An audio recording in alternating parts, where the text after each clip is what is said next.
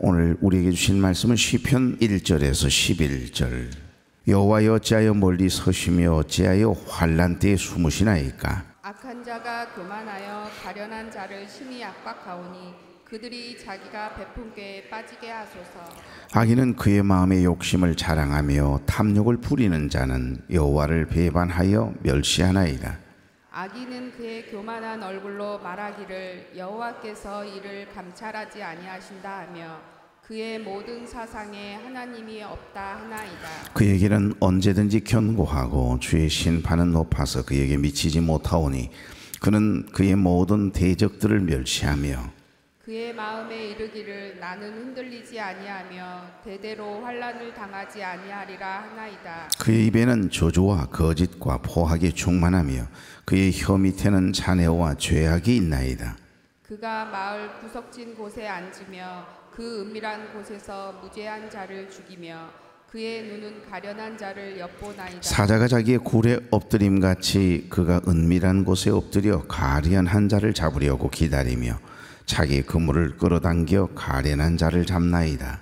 그가 굽으려 엎드리니 그의 포악으로 말미암아 가련한 자들이 넘어지나이다. 다 같이요. 그가 그의 마음에 이르기를 하나님이 잊으셨고 그의 얼굴을 가리셨으니 영원히 보지 아니하시리라 하나이다. 아멘. 자우로 인사 나누죠. 좋은 아침입니다. 네, 참 좋은 아침이네요. 이 아침 저 시간 하나님께 드리기 위해서 고루한 발걸음을 되신 여러분, 또 가정에서 유튜브를 통해 함께 예배에 참여하고 계신 우리 교우 여러분 주의 이름으로 축복합니다. 여러분, 오늘은 9편에 이어서 이제 오늘 아침부터는 이제 시편이거든요. 여러분, 시편 9편과 시편은 쌍둥이시다 그렇게 알려지고 있습니다. 그도 그럴 것이 시편 9편은 악인을 반드시 심판하시는 하나님에 대한 다윗의 세 가지의 간증이 담긴 시라고 말씀드렸어요. 그 안에는 승리와 감사가 담겨있는 간증의 시죠. 시편을 뜨거니 들어오면 하나님의 침묵과 지연도, 심판으로 고통당하는 의인의 고통과 탄식, 이런 내용들이 담겨져 있거든요. 특별히 이 두 편의 시는 연결되는 쌍둥이 시다 그렇게 봅니다. 내용 자체가 이렇게 연결되어 있거든요.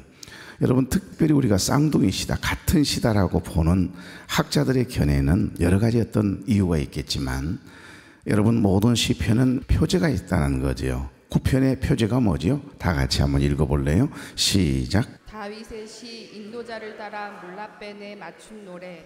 반드시 이렇게 표제가 붙어 있어요. 이건 어떤 시다, 어떤 상황에서 지어진 시라고 하는 소개가 나와 있거든요.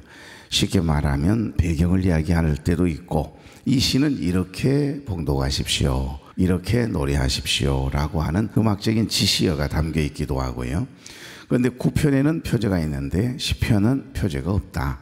그러면 대부분의 학자들은 이것은 이전의 시와 하나의 시였을 것이다 추정합니다. 그래서 9편과 10편은 내용을 보아도 내용이 의미가 좀 비슷한 점이 있어요. 9편에는 악인은 반드시 심판하시는 하나님에 대한 다윗의 감사의 노래가 담겨있는 간증이라고 했지 않습니까?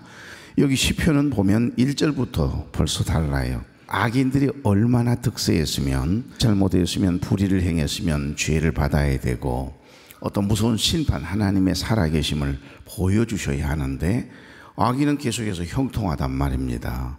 승승장구, 악한 사람이, 불의한 사람이 더 잘된 것 같고 더 우리보다도 뭔 일들이 그냥 쫙 막 풀리는 것 같단 말이에요. 그러면 이제 의인들은 고통이 가중되는 거죠. 악인의 형통과 의인의 고통이라고 하는 제목이 이 시편 안에 담겨 있는 겁니다.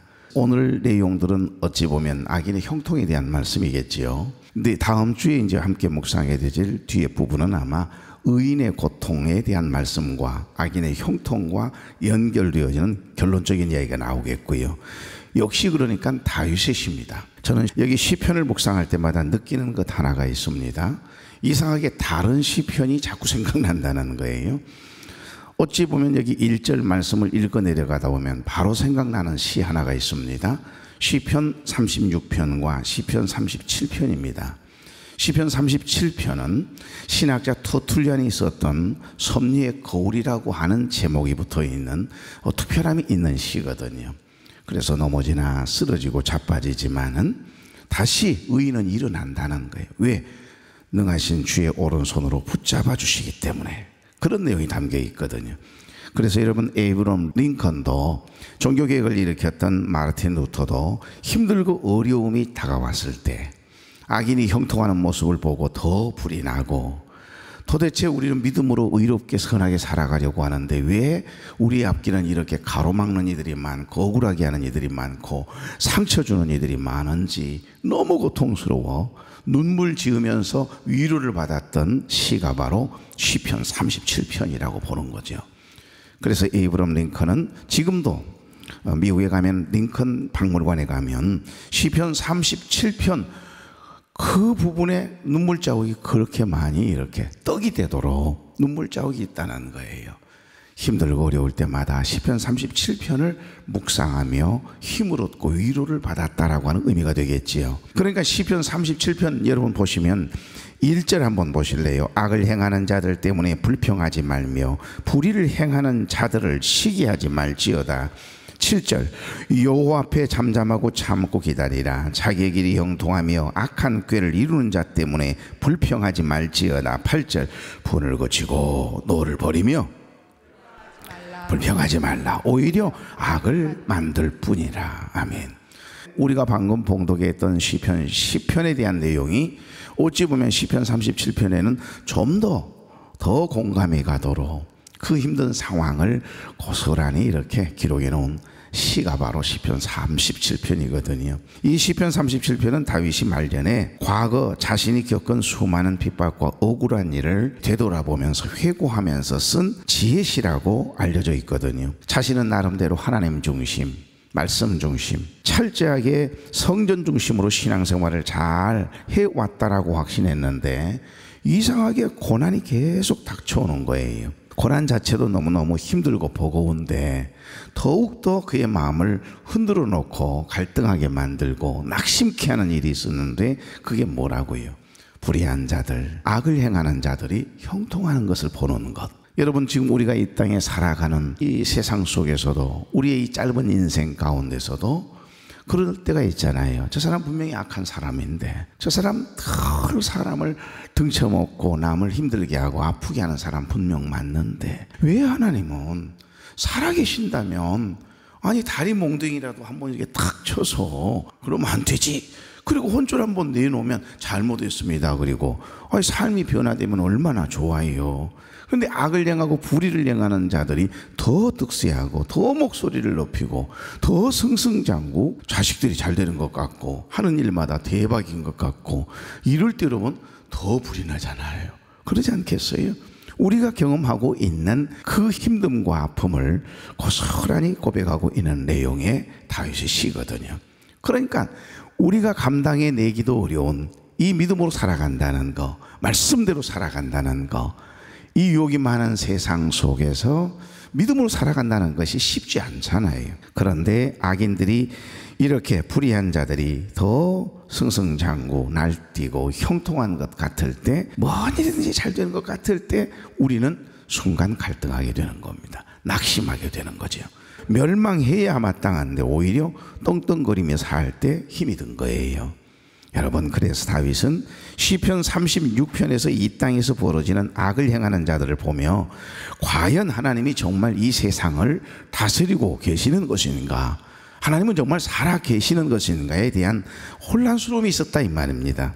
그래서 36편에서는 하나님의 통치와 이 악인의 형통에 대해 아주 자세하게 그 마음을 털어놓은 시라고 이야기한다면, 시편 37편에서는 악인의 일시적인 번영보다는 어떤 것에 초점을 맞추었는가를 뒷부분을 보면 알 수 있어요. 하나님의 궁극적인 심판, 결국 불의한 자, 악을 행하는 사람들은 하나님 반드시 무섭게 공의 하나님이시기 때문에 심판하신다는 거예요. 그리고 반드시 의인은 그 고통 중에, 그 어려움 중에, 그 인생의 깊은 터널을 지나가고 나면 반드시 승리하게 하신다라고 하는 간증이 담겨 있습니다. 그러니까 사람이 사나 봐요. 그래서 믿음으로 산다는 것이 행복하고 복이 있는 줄로 믿습니다. 그러니까 그때는 악을 행하는 자들 때문에, 불의를 행하는 자들 때문에 그리 마음이 무겁고 속상하고 하나님이 도저히 이해가 안 되었는데 인생을 살아보니, 노년에 쓴 시니까요, 여러분, 세월이 흐르면서 다윗이 가만히 뒤돌아보니까 하나님의 은혜가 아닌 것이 하나도 없는 거예요. 할렐루야. 하나님의 은혜가 아닌 것이 없어요. 나의 나 된 것은 하나님의 은혜라고 고백했던 다윗의 고백이 저와 여러분의 고백되길 바랍니다. 그래서 하나님은 공의로운 분이셨고 매 순간마다 한 번도 우리를 떠나지 않으셨고 우리와 함께 하셨고 지켜주셨고 울타리가 되어주셨고 결국에는 믿는 자가 승리하도록 의인이 일어서도록 섭리하시고 역사하셨음을 깨닫게 됐다라고 하는 내용의 시가 바로 37편이거든요. 그런데 오늘 여기 아침에 본문인 시편 10편도 1절부터 마지막 절까지 시간이 나시면 한번 묵상을 해보십시오. 읽어보십시오. 역시 동일한 고백입니다. 여러분, 여기 9편 10편을 묵상하다가 보면 그래서 시편 37편에 나타난 악인의 형통과 의인의 고난에 대한 공통점을 발견하게 되고 하나님께서 우리에게 이 세대를 살아가고 있는 우리에게 주시는 하나님의 음성이 들리기 시작한다는 거지요. 그런 말씀의 배경을 가지고 시편 10편을 묵상해 보도록 하겠습니다. 다 같이요. 1절입니다. 여호와여 어찌하여 멀리 서시며 어찌하여 환난 때에 숨으시나이까. 아멘. 하나님이 꼭 숨어서 숨바꼭질 하듯이 우리가 힘들고 어려울 때 의롭게 믿음으로 신앙 안에서 살아가려고 주님 때문에 손해를 입더라도 이렇게 믿음으로 살아내려고 의롭게 선하게 하나님의 말씀대로 살아보려고 애를 쓸 때 적어도 하나님께서는 나 여기 있다, 내가 다 봤다, 내가 다 보고 있거든. 그러면 얼마나 여러분 우리의 수고가, 우리의 헌신이, 그 이겨냄이 가정을 위해서, 교회를 위해서 우리가 인생을 살아가면서 한 번 더 져주고 손해보면서도 믿음의 사람답게 참아내고 견디어내고 말이죠. 얼마나 힘이 되겠어요. 그런데 이 지금 시인은 여호와여 어찌하여, 이 말은 도대체 하나님의 살아계심이 전혀 느껴지지 않으니까 지금 여호와여 어찌하여 멀리 서시며, 어찌하여 내가 지금 환란이라고 하는 단어는 헬라어로는 사실 차라라고 하는 단어거든요. 동서남북이 다 가로막혀 있는 상태, 딱 뚫려 있는 건 방주의 창문처럼 위에만 뚫려 있는 거예요. 그래서 믿음의 주여 또 온전케 하시닌 예수 그리스도만 바라보며 기도할 때 힘들고 어려운 환경도 우리를 염려하게 하고 걱정하게 하는, 속 시끄럽게 하는 어려움의 문제도 그게 아무것도 아닌가 봅니다. 오늘 여기 보십시오. 4절. 악인은 그의 교만한 얼굴로 말하기를 여호와께서 이를 감찰하지 아니하신다며 그의 모든 사상에 하나님이 없다나이다. 13절로 가볼까요? 어찌하여 악인이 하나님을 멸시하여 그의 마음에 이르기를 주는 감찰하지 아니하리라 하나이까. 아멘. 어찌하여. 이거 탄식이죠. 여러분, 살다 보면 이런 탄식이 나올 때가 여러분에게 있습니까, 없습니까? 있습니다. 악인들은 망해야 되는데 망하지 않고 오히려 기세가 등등하고요, 악인이 주도권을 행사하고 뭐 하는 일마다 잘 되는 것처럼 보이고 형통할 때 우리는 굉장한 낙심이 돼요. 힘을 잃어요. 그런데 의인은 알 수 없는 고난으로 끊임없이 힘들어하는데 불의를 향한 저것들은 형통한 것처럼 보일 때 사람들은 아마 모르긴 해도 누구나 다 낙심하게 되는 것입니다. 해롤드 쿠시너라고 하는 분이 있습니다. 해롤드 쿠시너라고 하는 분이 쓴 책 한 권이 있는데 왜 선한 사람에게 나쁜 일이 생기는가라고 하는 제목의 책이거든요. 왜 의롭게 선하게 믿음으로 살아가는 사람들에게 이렇게 나쁜 일, 어려운 일, 원치 않는 일들이 있냐 이 말이에요. 사실 쿠시너는 알려지기로 굉장히 천성적으로 착한 사람이었습니다. 그리고 많은 사람들에게 존경을 받았고 인정을 받았던 랍비였거든요. 그분은 나쁜 짓 한 것도 없고 남하고 관계가 깨지고 부서지거나 갈등을 일으킨 적 없고 하나님의 말씀대로 의롭게 선하게 살았으니까 그의 모든 삶이 복이어야 되잖아요. 그런데 여러분, 기쁘게 보람된 나날을 보내던 어느 날 3개월 된 귀한 3개월밖에 안 된 아들이 갑자기 시름시름 앓기 시작합니다. 병원 의사에게 가보았더니 진단 결과는 조로증이었습니다. 조로증이 뭔 줄 아십니까? 3개월밖에 되지 않는 이 어린 아이가요, 늙어가기 시작하는 거예요. 벌써 늙어가요. 10살이 되기 전에 90대 노인들처럼 완전히 노화가 돼버리는 겁니다. 이게 조로증이라고 하는 겁니다. 이 어린 아이의 이런 모습을 바라보면서 이 헤롤드 쿠시노라고 하는 이 랍비는요, 너무 탄식을 하게 돼요. 나는 바르게 살아왔는데, 나는 정말 믿음으로 의롭게 선하게 살아보려고 그렇게 노력하며 여기까지 왔는데, 나는 누구보다 선하게 살아왔다라고 확신하는데, 믿음으로 살아보려고 그렇게 애를 쓰는데 왜 내게 이런 고난이, 우리 자녀에게, 우리의 가정에 왜 이런 환난이 있는 거야?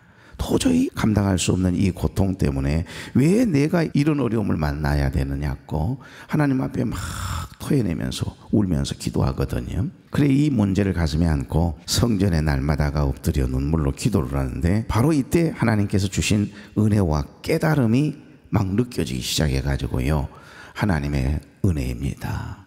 그럼에도 불구하고 하나님 사랑합니다. 그럼에도 불구하고 하나님 감사합니다. 그 고백이 기도하다가 터지거든요. 우리가 생각이 많아지면 뭐가 보이죠?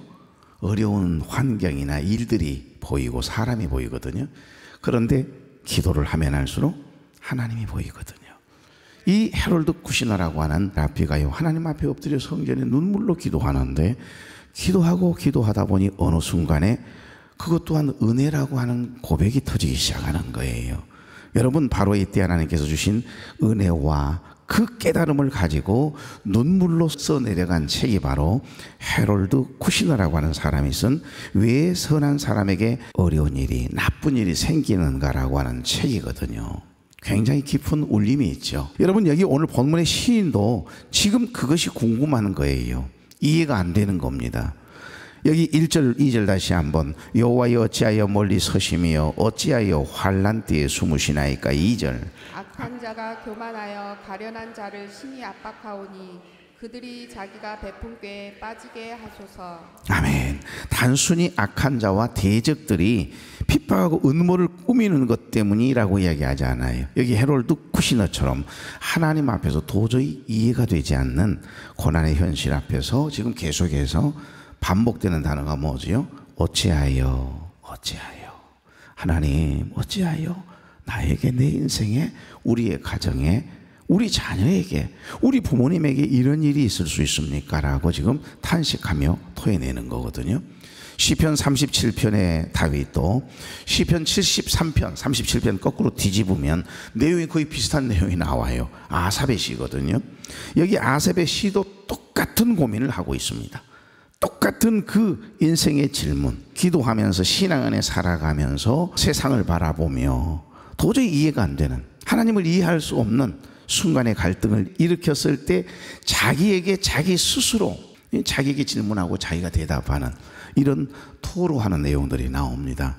악인의 형통함을 보고 불의한 자가 하나님을 두려워하지 않고 더 큰 소리를 내면서 되레 오히려 자기는 떳떳한 것처럼, 의인인 것처럼 큰 소리를 낼 때 사람은 이중 삼중의 고통을 경험하게 되는 거죠. 여기 여러분 73편 2절에도 가보면 아삽이 이런 고백을 해요. 하나님, 나는 거의 실족할 뻔하였습니다. 넘어질 뻔하였습니다. 하나님, 나 이러다가 시험 들 뻔했어요. 이런 내용이거든요. 여러분, 우리도 가끔 하나님을 이해하지 못하게 되면 하나님이 하신 일에 대하여 이해하지 못하는 상황이 펼쳐질 때 우리가 순간 이런 고민을 합니다. 이처럼 낙심하게 될 때가 있지 않습니까? 세상이, 인생이 다 그렇습니다.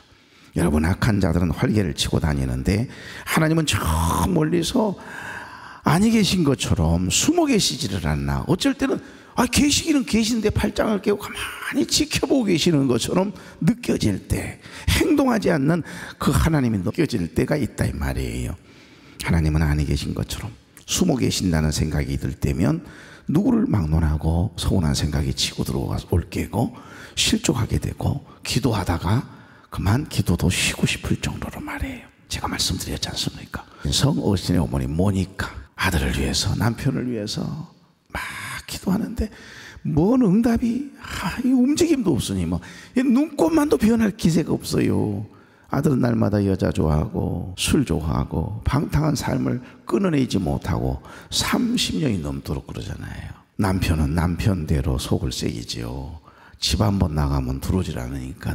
아들은 아들, 우매 이놈 아들이 왜 이렇게 신앙생활 잘 하던 놈이 그만 세상하고 짜가기 시작하더니 돌아올 기미가 안 보일 때 하염없이 눈물을 흘리면서 날마다 성전에 와 기도하잖아요.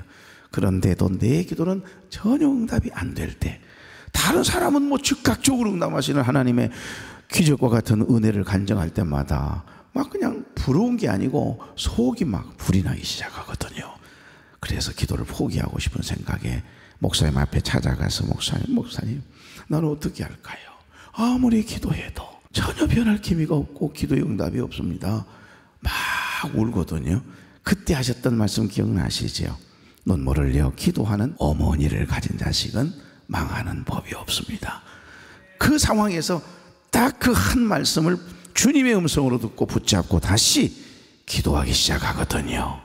응답의 때는 하나님께, 반드시 하나님을 사랑하는 자, 곧 그의 뜻대로 부르심을 입은 자들에게는 모든 것이 합력하여 선을 이루느니라고 하는 말씀 붙들고 다시 기도하잖아요.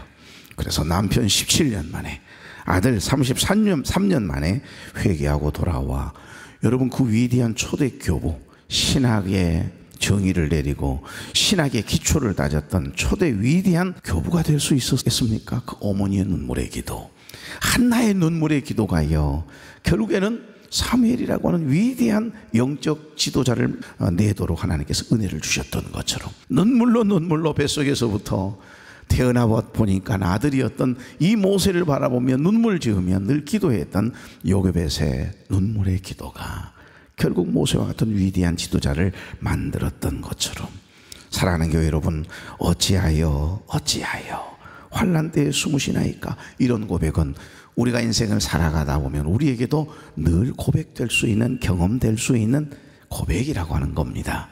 오늘 여기에서 멀리 서시며 그리고 환난 때 숨으시나이까, 이 표현 자체가요 평행구절이에요. 평행구절. 그러니까 어찌하여로 시작된 이 수사 의문문은 지금 자신이 당하고 있는 환난의 고통스러움이 너무나 크다는 것을 지금 강조하고 있는 겁니다. 하나님 제발 멀리 서서 제발 구경만 하지 마시고요, 숨어 계시지만 말고요, 제발 침묵하고 계시지 말고요, 좀 적극적으로 개입해 주세요. 나 이러다 죽겠어요. 나 지금 너무너무 상심되거든요. 이런 내용입니다. 이게 사실 1절의 고백이에요. 그래서 3절부터 11절까지 하나님의 간섭을 촉구한 후에 이 악인들의 교만함을, 악인들의 이 악한 모습과 행동을 낱낱이 하나님 앞에 지금 아뢰고 있는 겁니다. 고발하고 있는 내용이거든요. 3절에 보십시오. 그들은 탐욕스러운 자들일 뿐 아니라 하나님을 배반하고 멸시하는 자들입니다. 4절, 그들은 하나님이 자기들의 죄악을 보지 않으신다면서 심지어는 하나님이 없다, 하나님이 존재하지 않는다라고까지 주장하고 있잖아요, 이러면서 이야기하고 있고, 8절 보면 아무런 꺼리낌도 없이 무죄한 자들을 죽이고 수탈하기까지 한다는 겁니다. 지금 시인은 너무 속상하다 이 말이에요. 오늘 말씀에 보면 시인은 누구보다 선하게 살려고 몸부림을 치고 있는데 주변에는 악한 사람들로 가득하고, 더 나아가서 의롭게 살아가려고 하는 사람들까지 억울한 누명을 그 사람에게 씌워서 힘들게 하고 그만 한 맺히도록 너무나 상심되게 하니까 속상하고 불공평하다라고 하는 거예요. 그래서 하나님께 호소하면서 악인들을 하나님께 고발하고 있습니다. 다윗은 힘들고 어려운 처지에 놓일 때면 이처럼 늘 뭐 했다는 겁니까? 부르짖었다는 거예요. 기도했다는 겁니다. 그러면 그 기도를 통해서 하나님께서 이 다윗에게 어떤 간증을 하도록 하나님께서 특별한 은혜를 주셨다는 거죠. 그건 다음 주에 가면 나옵니다. 그러니까 그가 의지할 분은 오직 누구다? 세상도 아니고 방백도 아니고 사람이 아니라는 거예요. 인생이 아니라는 겁니다. 믿음의 주요 또 온전케 하신 예수 그리스도만 바라보고 하나님 앞에 눈물로, 그 힘들고 어려운 상황에서도 그냥 낙심하고 낙담하고 기도까지 쉬어버리는 것이 아니라, 시험 들었다고 그냥 예배도 포기해버리는 것이 아니라 억지로 그 마음을 가지고 하나님 앞에 나와 부르짖고 기도하라는 겁니다. 그렇게 기도했더니 하나님이 나에게 하나님은 살아계셨구나, 하나님의 힘들고 어려운 중에 침묵하시는 것처럼 보이는 그 침묵 속에도 하나님의 일하심이 있구나라고 하는 사실을 깨달았다는 고백이거든요. 그러니까 복음으로 인도해 나아가는 복음적인 내용이 이 시 안에 담겨 있어요. 누구를 연상하게 하지요? 십자가에 위해 죄 없으신 예수님께서 십자가에 죽으시기까지 채찍에 맞으시고 침뱉음을 당하시고 조롱 걸 당하시면서도 침묵하시는 거 보십시오. 여러분, 그것뿐입니까? 예수님이 발가벗겨져서요, 엘리 엘리 라마 사박다니, 나의 하나님 어찌하여 나를 버리시나이까. 얼마나 고통스러우셨으면 그 십자가에 매달려서 물과 피를 쏟아가면서 부르짖었겠어요. 그런데 우리 하나님 아니 계신 것처럼 등을 돌려버리시잖아요.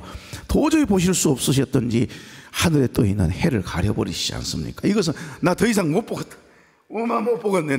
내가 지은 저 인간들 때문에, 내 하나밖에 없는 독생자 예수, 저 아들이 저 고통스러워하는 모습을 더 이상 바라볼 수가 없으셨던지 침묵해 버리시잖아요. 우리 하나님께서 침묵해 버리시거든요.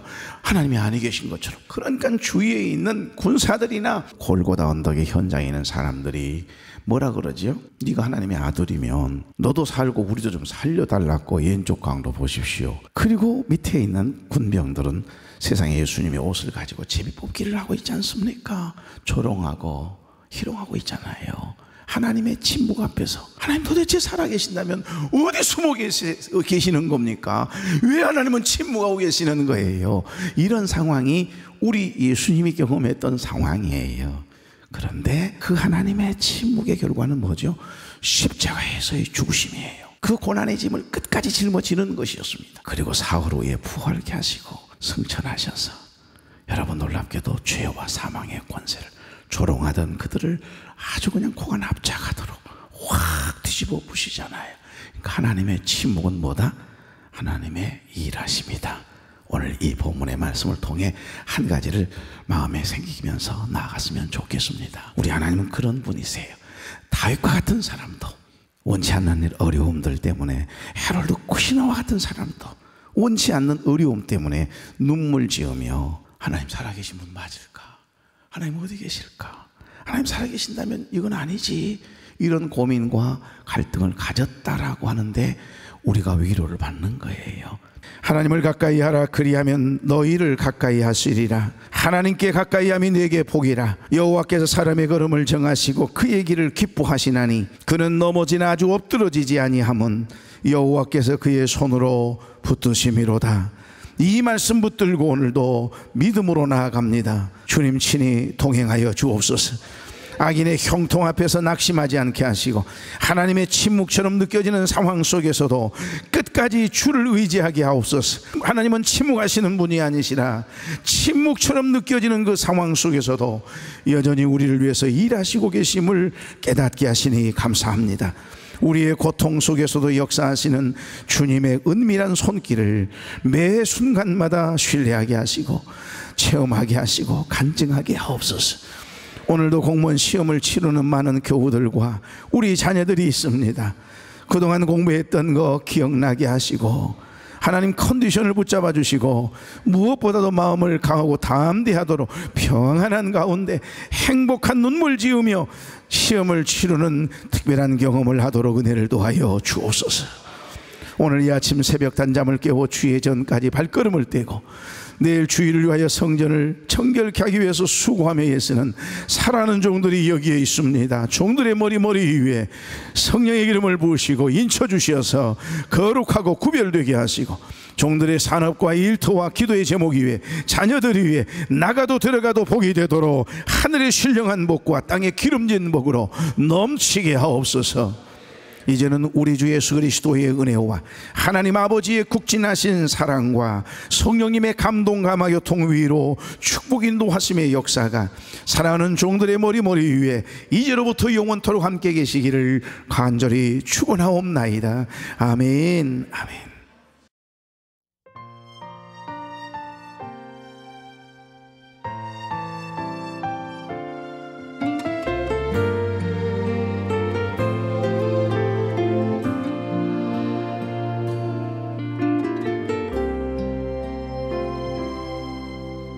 십자가 서 있는 곳 그 언덕 위에서 내게 바람이 불어온다.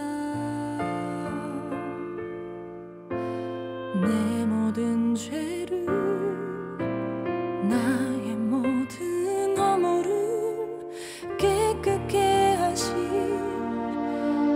바람이 불어온다. 아버지의 마음이 아버지의 눈물이 그 바람에 불어온다. 나를 강하게 하네. 내게 능력 주시네. 영원히 그의 길로 인도하시네. 십자가 그 바람이 내게 불어온다. 떨리는 내 입술도 주의 능력으로 강하게 해. 오직 예수 이름만 나 전하게 하네. 십자가 그 바람이 내게 불어온다.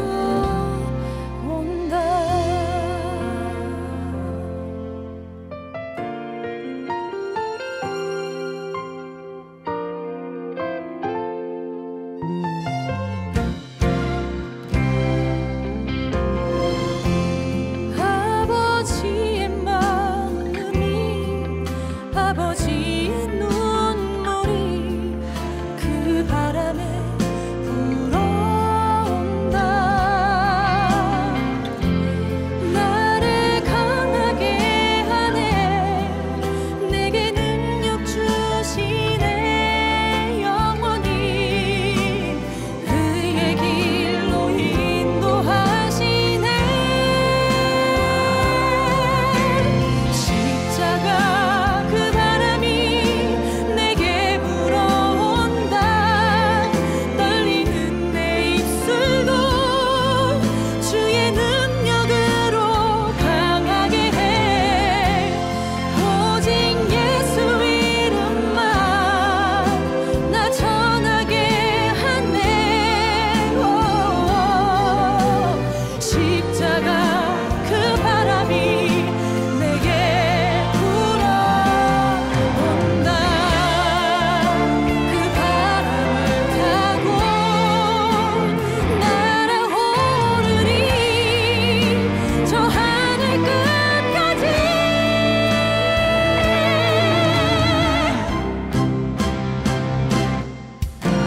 십자가 그 바람이 내게 불어온다. 떨리는 내 입술도 주의 능력으로 강하게 해. 오직 예수 이름만 나 전하게 하네.